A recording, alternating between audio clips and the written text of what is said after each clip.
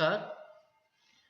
अ, हमारी unit number जो 1 है उसमें हम लोगों ने पिछले लेक्चर में देख लिया था कि व्हाट इज़ फिजिक्स, फिजिक्स क्या है।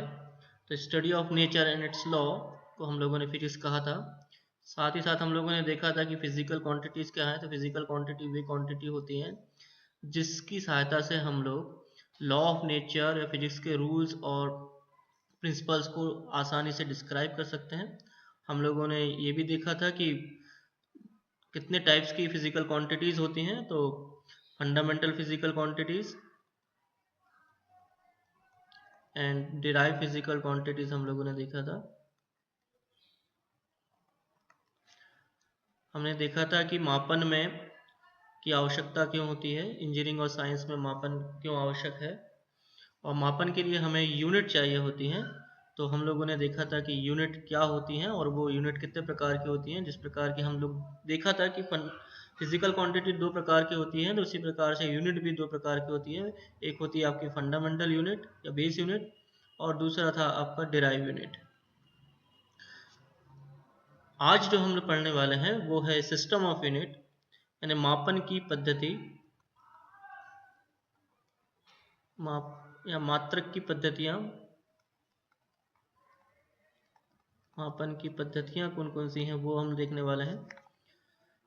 साथ में हम लोग देखेंगे कि एसआई सिस्टम क्या है और एसआई प्रीफिक्स क्या है और कुछ कॉमन यूनिट्स हम लोग देखेंगे।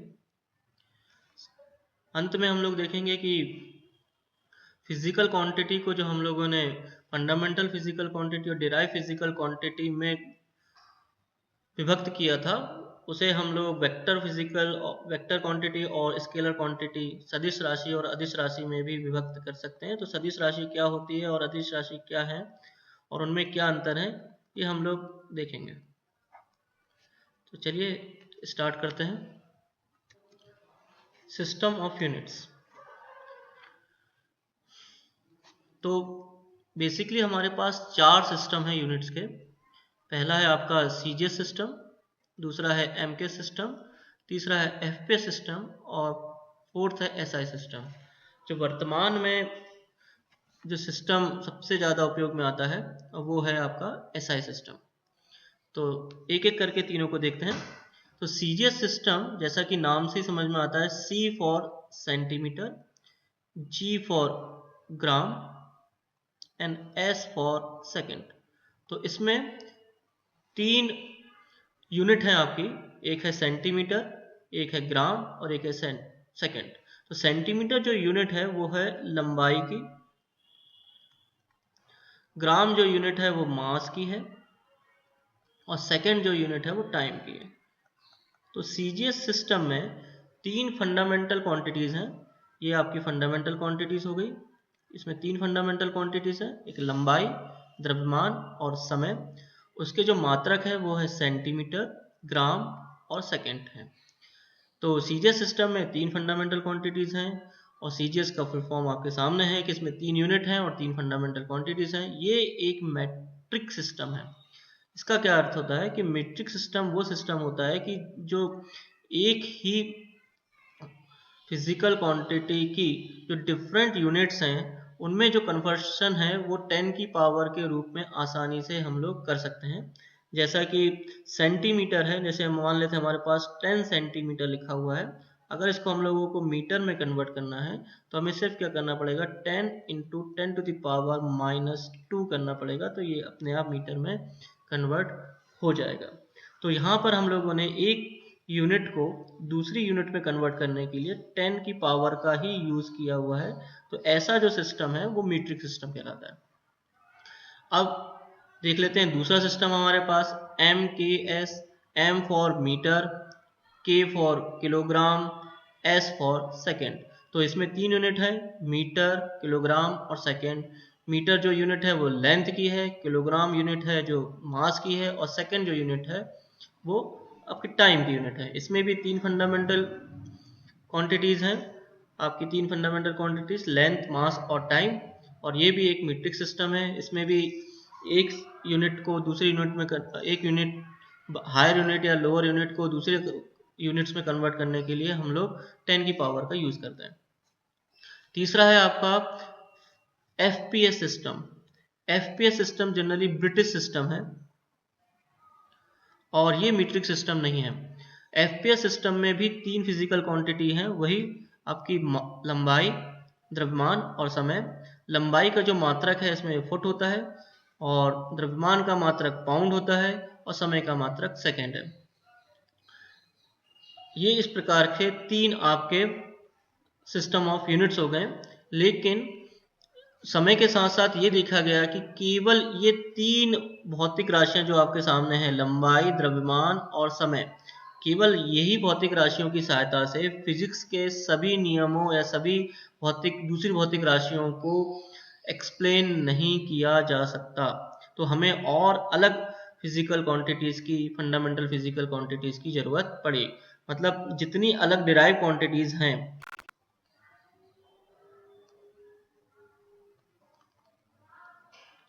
डिराइव क्वांटिटीज जो हैं वो पूरी की पूरी हम लोग लेंथ, मास और टाइम से रिप्रेजेंट नहीं कर सकते। तो हमें और भी फंडामेंटल क्वांटिटीज की जरूरत पड़ी। तो 1960 में, जो कि आपको मैंने बताया था कि international bureau of weight and measure जो कि फ्रांस में है, उन लोगों ने और फिजिकल क्वांटिटीज को इसमें इंक्लूड किया। ये इसकी जो मीटिंग हुई थी 1971 में, उसके बाद इसमें 7 फिजिकल क्वांटिटीज हो गई हैं। 3 तो यही हैं आपकी, लंबाई, द्रव्यमान और समय। 4 और फिजिकल क्वांटिटीज हैं। इसके अलावा 2 और सप्लीमेंट्री क्वांटिटीज भी हैं, जिसके हम लोग नेक्स्ट स्लाइड में देखेंगे। और ये जो सिस्टम है ये भी मीट्रिक सिस्टम है। साथ में इसे इंटरनेशनल सिस्टम ऑफ यूनिट भी कहा जाता है, क्योंकि ये इंटरनेशनली एक्सेप्टेड। स्क्रीन पे आप लोग देख पा रहे हैं कि एसआई सिस्टम में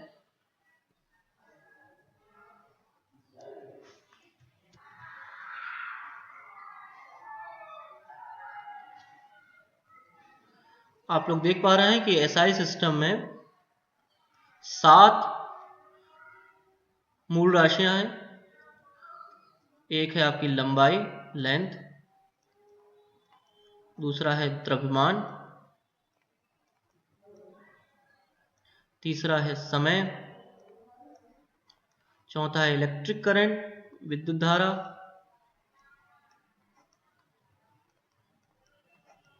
पांचवा है टेम्परेचर, दैट मीन्स ताप, अमाउंट ऑफ सब्सटेंस मतलब पदार्थ की मात्रा,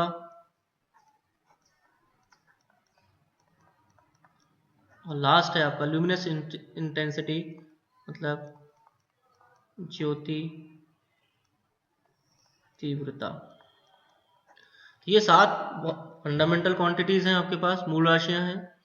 इन मूल राशियों के जो एसआई सिस्टम में जो मात्रक है, लंबाई का मात्रक इसमें मीटर है, द्रव्यमान का मात्रक किलोग्राम है, समय का मात्रक सेकंड है, विद्युत धारा का मात्रक एम्पियर है, ताप का मात्रक केल्विन है, पदार्थ की मात्रा, अमाउंट ऑफ सब्सटेंस का जो यूनिट है वो मोल है, ल्यूमिनस इंटेंसिटी की जो यूनिट है वो है कैंडेला। मीटर का जो सिंबल होता है वो स्मॉल एम, किलोग्राम का जो सिंबल है स्मॉल केजी। कई बच्चे लोग कैपिटल केजी लिखते हैं, जो कि गलत है। इसका जो सिंबल है वो स्मॉल केजी होना चाहिए। सेकंड का जो सिंबल है वो स्मॉल एस, एम्पियर का जो सिंबल है वो कैपिटल ए, केल्विन का जो सिंबल है वो कैपिटल के, मोल का सिंबल MOL है और कैंडेला का सिंबल स्मॉल CD है। इसके साथ साथ इस सिस्टम में 2 सप्लीमेंट्री यूनिट्स भी हैं और सप्लीमेंट्री क्वांटिटीज भी हैं, जिसमें हम लोग प्लेन एंगल, जिसको कहते हैं हम लोग सरल कोण, जिसका मात्रक हमारा रेडियन है और इसका सिंबल RAD। एक है आपका घन कोण, इसको कहते हैं सॉलिड एंगल,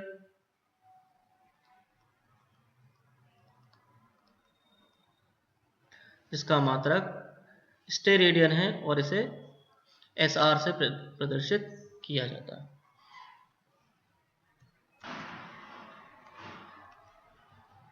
फिजिक्स में हम लोग माइक्रो लेवल से लेकर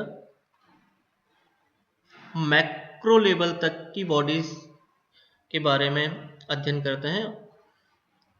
जैसे हम लोग इलेक्ट्रॉन या एटम के बारे में बात करते हैं, जिनका साइज 10⁻16 मीटर के ऑर्डर का है, से लेकर हम लोग यूनिवर्स या गैलेक्सी की बात करते हैं जिसका साइज 10⁻26 मीटर तक है। तो हम लोग स्मॉल से लेकर लार्ज एम्पलीट्यूड वाली जो क्वांटिटी को रिप्रेजेंट करना हो तो 10 टू द पावर के फॉर्म में इसको रिप्रेजेंट करना थोड़ा सा इनकन्वीनियंस होता है, तो हम लोग इसके लिए SI प्रीफिक्स यूज करते हैं, SI पूर्वलग्न में कुछ यूज करते हैं जिनका मतलब यहाँ पे टेबल में दिया हुआ है। हम लोग एक SI प्रीफिक्स हमारे पास डेका है जिसका मतलब 10 टू द पावर 1 होता है, एक हेक्टो है जिसका मतलब 10 टू द पावर 2 होता है, किलो है जिसका मतलब 10 टू द पावर 3 होता है। जैसे समझा दूं मैं आपको कि अगर आपके पास 5 किलोमीटर लिखा हुआ है तो इसका मतलब होता है 5 into 10 to the power 3 metre. यहाँ पे किलो का मतलब यहाँ 3 लिखा हुआ है, मतलब 10 टू द पावर कितनी होगी 3, तो हम लोगों ने इसको मीटर में कन्वर्ट कर लिया 5 into 10 to the power 3 metre. उसी प्रकार हम लोग जानते हैं कि 10 टू द पावर 6 का मतलब मेगा है।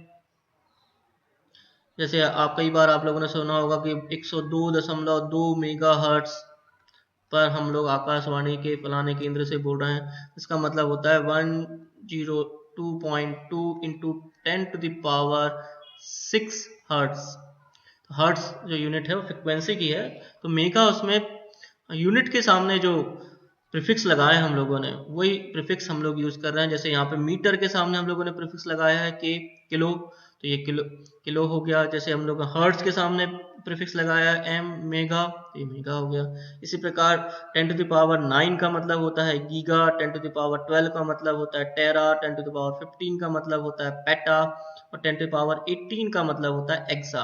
इनके सिंबल्स भी आप लोगों को राइट हैंड साइड में दिखाई दे रहे हैं। उसी प्रकार ये तो बड़ी पावर्स के लिए हो गए हैं, बड़े साइज के लिए हो गए। छोटा जो साइज है मैग्नीट्यूड का उसके लिए 10 टू द पावर -1, इसको हम लोग डेसी कहते हैं, 10 टू द पावर -2 जिसे हम लोग सेंटी कहते हैं। पिछले स्लाइड में हम लोगों ने देखा था कि 10 centimetre is equal to 10 into 10 to the power -2 metre. तो अगर हम लोग सेंटी की जगह लिखना चाहें तो 10 टू द पावर -2 लिखकर उसको हम लोग रिप्रेजेंट कर सकते हैं।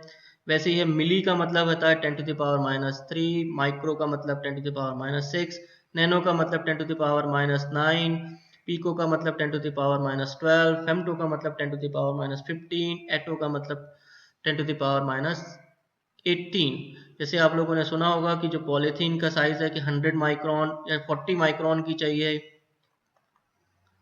जो कमर्शियल जो पॉलीथीन आती है वो 40 माइक्रोन से ज़्यादा मोटी होनी चाहिए, उससे कम वाली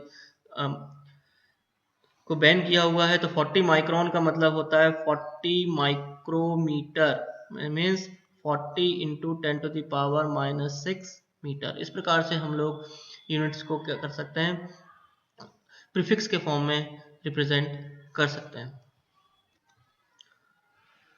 यहाँ पर स्लाइड में आप लोग देख पा रहे हैं कुछ कॉमन डिराइव्ड यूनिट्स, कुछ हम लोग व्युत्पन्न मात्रकों के बारे में लिखा हुआ है। जैसे न्यूटन एक व्युत्पन्न मात्रक है जो कि फोर्स फिजिकल क्वांटिटी का है, तो फोर्स का मात्रक आपके पास न्यूटन है जिसका सिंबल N है। कार्य और ऊर्जा का जो मात्रक होता है वो जूल होता है जिसे कैपिटल J से रिप्रेजेंट करते हैं।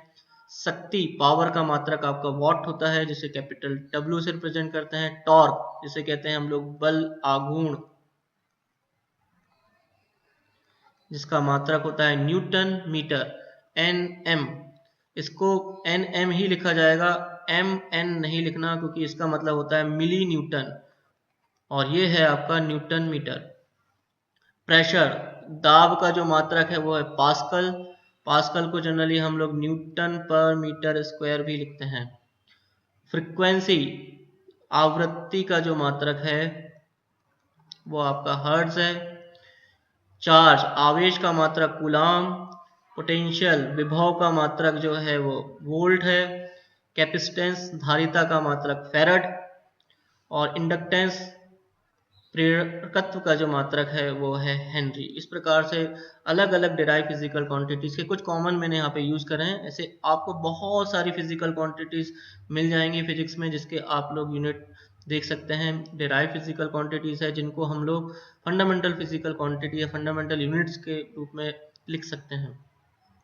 सम ऑक्सिलरी यूनिट्स के बारे में बात कर लें कि एंगस्ट्रॉम जो जनरली वेवलेंथ ऑफ लाइट के लिए यूज होता है, कि 1 एंगस्ट्रॉम, जैसे हमने कहा कि ग्रीन या एक्सरे की जो वेवलेंथ है 1 एंगस्ट्रॉम करीब है, तो इसका क्या मतलब होता है कि कितनी वेवलेंथ है उसकी, 1 एंगस्ट्रॉम का मतलब होता है 10 to the power minus 10 metre.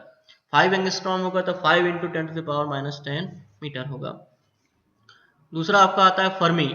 ये फर्मी जो यूनिट है वो जनरली एटॉमिक साइज को रिप्रेजेंट करने के लिए यूज होती है। ये है एंगस्ट्रॉम आपका wavelength of light.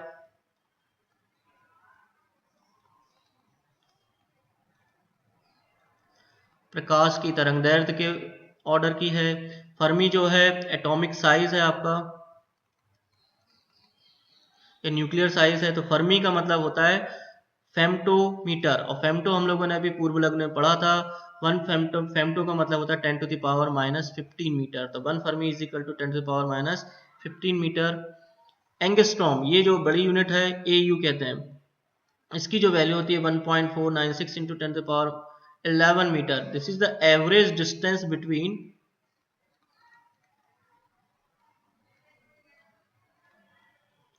Sun and earth,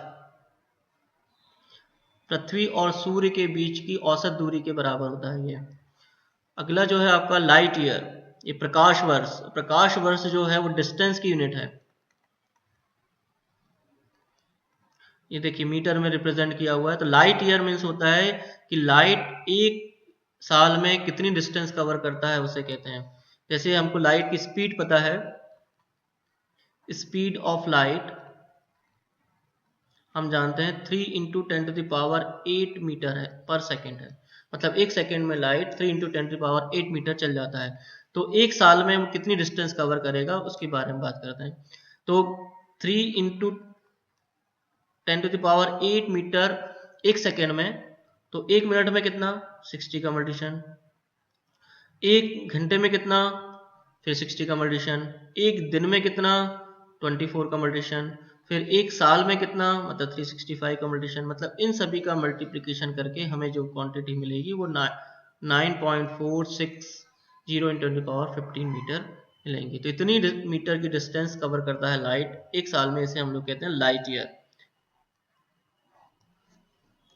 next है आपका पारसेक, पैरालैक्टिक सेकेंड। लाइट ईयर से भी बड़ा जो पैरा डिस्टेंस है वो पैरालैक्टिक सेकेंड से रिप्रेजेंट की जाती है। जैसे यूनिवर्स के साइज वगैरह हम लोग इससे रिप्रेजेंट कर सकते हैं। इसकी जो वैल्यू है 3.0857 इंटू 10 टू पावर 15 मीटर होती है। अब आपके लिए कुछ क्वेश्चंस हैं कि बैरल या गैलन, बैरल आप लोगों ने यूज किया होगा, कच्चे तेल को हम लोग बैरल में प्राप्त करते हैं। तो 1 बैरल इज इक्वल टू कितना, ये कितने लीटर होता है ये आपको पता करके बताना है, या पता कीजिए। क्यूसेक क्या होता है, क्यूसेक किसकी यूनिट है, और 1 cusec is equal to how much, ये आपको पता करना है। साथ में आपको पता करना है कि हेक्टर कहाँ यूज होता है, और 1 hectare is equal to how much. एकड़ किसे कहते हैं, 1 एकड़ इज इक्वल टू कितना होता है। पाउंड, क्या एक पाउंड में कितना होता है, किलोग्राम होता है। 1 GB ये जनरली हम लोग यूज करते हैं जब डाटा पैक हम लोग लेते हैं, और तो हम कहते हैं कितने GB डाटा हमें प्राप्त हुआ। तो 1 GB is equal to how much byte, क्या कितना होता है ये आपको पता करना है। साथ में आप लोग ये भी पता कर लीजिए कि सम कॉमन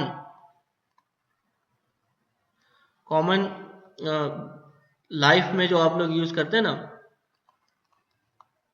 ये जो यूनिट्स यूज होती हैं उसको भी आप पता कीजिए। कि मार्केट में जाइए, आप देखेंगे कि आपको तोला है, छटाक है, शेर है, और एक पसेरी भी होता है। जनरली मैं अशोकनगर में देखा है कि पसेरी, तो इसको भी आप सर्च करिए कि इनका कितने अमाउंट इसमें इन यूनिट्स में होता है। अब देख लें कि फिजिकल क्वांटिटीज को हम लोगों ने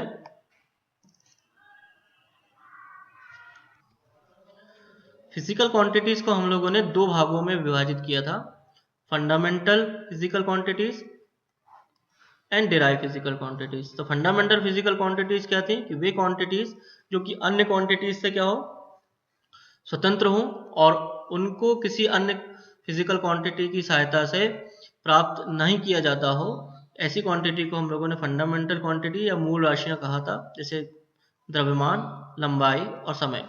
और डिराइव फिजिकल क्वांटिटीज उनको कहा था जो कि कैसी होती हैं, इंडिपेंडेंट नहीं होती, जिनको अलग फिजिकल क्वांटिटी की सहायता से क्या किया सकता है, डिराइव किया जा सकता है। जैसे हम लोगों ने कहा था कि स्पीड को अगर हम लोग को डिराइव करना है तो हमें लेंथ और टाइम, दो अलग अलग फिजिकल क्वांटिटी की जरूरत पड़ेगी। तो फिजिकल क्वांटिटी, फिर से मैं आपको बता दूं कि फिजिकल क्वांटिटी वे क्वांटिटी होती है जिनका मेजरमेंट किया जा सकता है, जिनको मेजर किया जा सकता है डायरेक्टली और इनडायरेक्टली। दूसरी डेफिनेशन हम लोगों ने दी थी कि फिजिकल क्वांटिटी वे क्वांटिटी है जिसकी सहायता से प्रकृति के नियम और उसकी घटनाओं का विस्तृत वर्णन हम लोग आसानी से कर सकते हैं। अब फिजिकल क्वांटिटी को हम लोगों ने इन दो कैटेगरी में डिवाइड किया था, 1 और 2। अब हम लोग फिजिकल क्वांटिटी को मैग्नीट्यूड और डायरेक्शन के आधार पर भी दो भागों में विभाजित करेंगे, और वे जो दो प्रकार हैं वो हैं आपके स्केलर एंड वेक्टर। तो स्केलर फिजिकल क्वांटिटीज क्या होती हैं? स्केलर क्वांटिटीज वे क्वांटिटीज होती हैं जिनमें केवल मैग्नीट्यूड होता है, परिमाण होता है, केवल परिमाण की सहायता से ही उसको कंप्लीटली हम लोग क्या कर सकते हैं, डिफाइन कर सकते हैं। जैसे मैंने कहा कि मेरा जो द्रव्यमान है अगर वो 60 किलोग्राम है तो 60 ही मैग्नीट्यूड ही काम चल जाएगा, 60 kg अगर मेरा द्रव्यमान है तो 60 kg से ही मैं सारी इंफॉर्मेशन उसको डिफाइन कर सकता हूँ, मास को। लेकिन दूसरी जो क्वांटिटी है हमारे पास वो है वेक्टर क्वांटिटी। तो वेक्टर क्वांटिटी ऐसी फिजिकल क्वांटिटी है जिसमें मैग्नीट्यूड तो चाहिए ही चाहिए, साथ में उसकी दिशा भी अनिवार्य हो जाती है। जैसे मैंने कहा कि फोर्स है हमारा, कि फोर्स हम लोगों ने लगाया 10 न्यूटन का, तो इसमें डायरेक्शन मस्ट है कि आपने फोर्स अगर इस बॉडी पर लगाया है, जैसे बॉक्स रखा हुआ है कि फोर्स हम लोगों ने इस बॉडी पर लगाया है तो किस दिशा में लगाया है, क्या आपने फोर्स इस दिशा में लगाया है, क्या आपने फोर्स इस दिशा में लगाया है, क्या आपने फोर्स इस दिशा में लगाया है।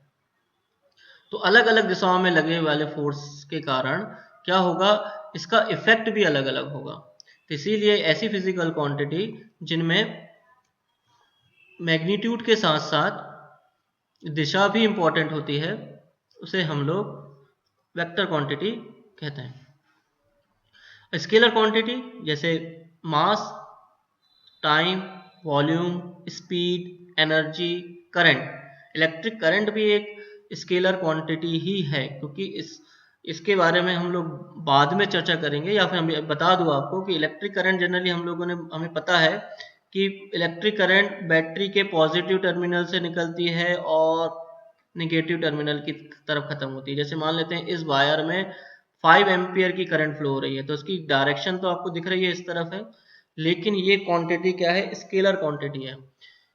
स्केलर क्वांटिटी का एक और बेसिक जो प्रिंसिपल है या जिसके अनुसार उसको हम लोग डिफाइन करते हैं वो है, ये फॉलो करता है सिंपल एल्जेब्रिक लॉस को।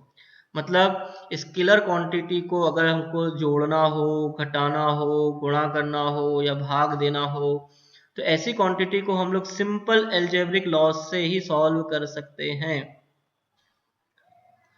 जैसे अगर यहाँ पर एक और करंट आ रही है 3 एम्पियर की, और ये करंट मिलकर यहाँ कितनी हो जाएगी, 5 ampere plus 3 ampere is equal to 8 ampere. अगर ये करंट 3 एम्पियर की करंट आपकी इस तरफ से आए, यहां से ना आए,